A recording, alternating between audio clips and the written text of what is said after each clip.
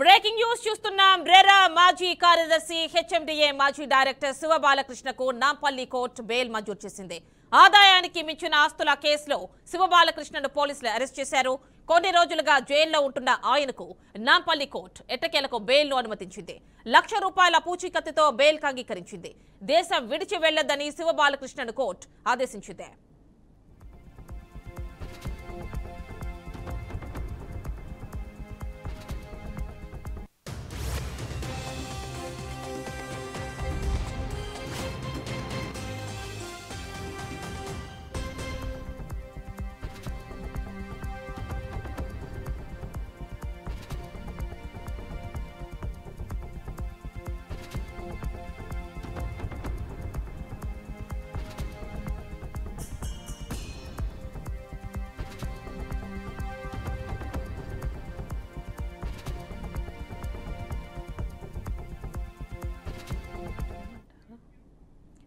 RERA మాజీ కార్యదర్శి HMDA మాజీ డైరెక్టర్ శివ బాలకృష్ణకు నాంపల్లి కోర్టు బెయిల్ మంజూరు చేసింది.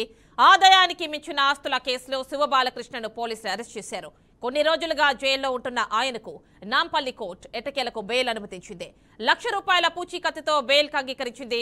దేశం విడిచి వెళ్లొద్దని శివ బాలకృష్ణను కోర్టు ఆదేశించింది. ఫుల్ డీటెయిల్స్ మా కరెస్పాండెంట్ క్రాంతి అందిస్తారు. క్రాంతి, చెప్పండి, నాంపల్లి కోర్టు శివ బాలకృష్ణ హెచ్ఎండిఏ మాజీ డైరెక్టర్ శివ బాలకృష్ణకి బెయిల్ మంజూరు చేసినట్టు తెలుస్తోంది. దీనిలో ఎలాంటి షరతులు ఉన్నాయి? ఫుల్ డీటెయిల్స్ ఇవ్వండి. రైట్ యామిని, ప్రస్తుతానికైతే ఏదైతే శివ బాలకృష్ణ ఏదైతే అక్రమ ఆస్తుల గురించి అయితే తెలిసిన విషయమే. ఎందుకంటే దీంట్లో రాష్ట్ర వ్యాప్తంగా అయితే సంచలనం సృష్టించిందన్న విషయం.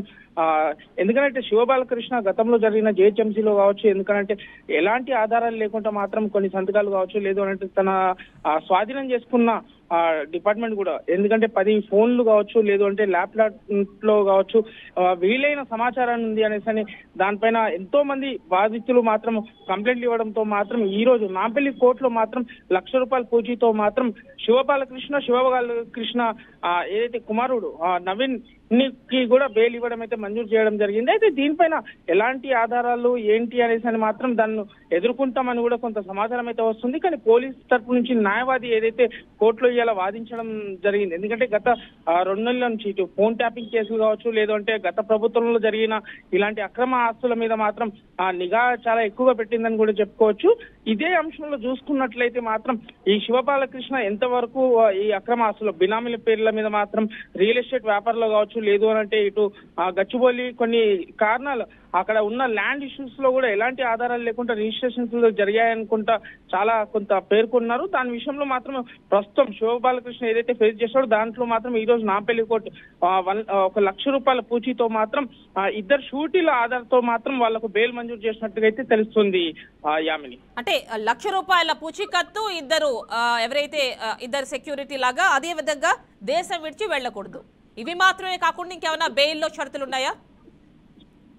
రైట్, ప్రస్తుతం వీళ్ళు ఒకవేళ దేశం విడిచి వెళ్ళాలనుకున్నా కూడా, లేదు అని అంటే వాళ్ళ ఈ మన వాళ్ళు ఉంటున్న ఏరియాకి కావచ్చు, లేదు అంటే కొంత ఎక్కడ అనుకున్నా, లేదు అంటే డిస్ట్రిక్ట్ చేంజ్ అవ్వాలన్నా కూడా ఆ దగ్గరలో ఉన్న పోలీస్ స్టేషన్ కి సమాచారం అయితే ఇచ్చి వెళ్ళాలి.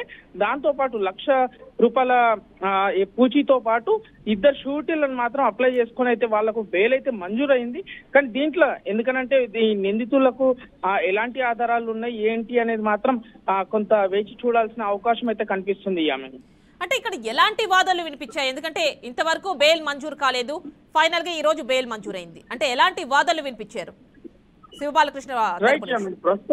ప్రస్తుతం ఎందుకనంటే దాదాపుగా ఇది శివ బాలకృష్ణ కేసు గత 2 నెలల నుంచి అయితే, ఎందుకంటే తెలంగాణలో కొత్త ప్రభుత్వం ఏర్పడిన తర్వాత మాత్రం శివ బాలకృష్ణ కేసు కావచ్చు, ఫోన్ ట్యాపింగ్ కేసులు కావచ్చు, లేదంటే మిగతా భూ కబ్జాలు కావచ్చు, ఇలాంటి ఎందుకంటే గత ప్రభుత్వంలో జరిగిన విషయంలో మాత్రం తెలంగాణ కాంగ్రెస్ ప్రభుత్వం మాత్రం దూకుడు పెంచిందని చెప్పుకోవచ్చు. ఎందుకంటే గత 10 ఏళ్ల నుంచి పాలించిన బీఆర్ఎస్ నాయకులు అక్రమాల ఆస్తుల పైన కూడా చాలా నిఘా పెట్టిందని కూడా చెప్పుకోవచ్చు. ప్రతి విషయంలో మాత్రం దేశవ్యాప్తంగా సంచలనం రేపుతున్నాయి. ఇటు ఫోన్ ట్యాపింగ్ లో మాత్రం అయితే మన ఎమ్మెల్సీ కవిత కావచ్చు, లేదు అని అంటే ఈ మన లిక్కర్ స్కామ్ లో కవిత కావచ్చు, లేదు అంటే ఫోన్ ట్యాపింగ్ లో కేటీఆర్ కావచ్చు. ఎందుకంటే కేటీఆర్ కూడా చాలా కీలకమైన వ్యాఖ్యలు కూడా ఈ రోజు చేశారు.